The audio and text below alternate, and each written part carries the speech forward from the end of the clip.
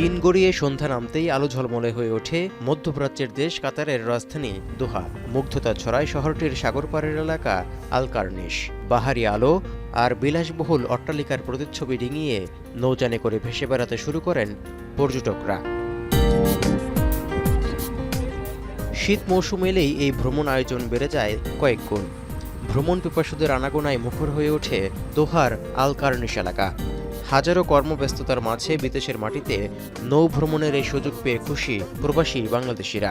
কর্নিশে খুব সুন্দর একটা জায়গা এবং এখানে বিচে ঘুরে খুব সুন্দর একটা পরিবেশ। দূরান্ত থেকে অনেক লোকজন আসে, বিশেষ করে বৃহস্পতিবার শুক্রবার যখন মানুষের কাজ বন্ধ থাকে তখন এখানে ঘোরার জন্য আসে। নৌ ভ্রমণ হচ্ছে, সেটাও কিন্তু একটি আকর্ষণীয় পর্যটনের একটি এলিমেন্ট কাতারে। বিশেষ করে এই ঐতিহাসিক যে কর্নিশ, এখানে কাতারে যদি কেউ আসে তাহলে কিন্তু অবশ্যই এই কর্নিশের নৌ ভ্রমণ একটি অত্যাবশ্যকীয় উপাদান, যে কাতারের পর্যটনের যদি স্বাদ আস্বাদন করতে হয়।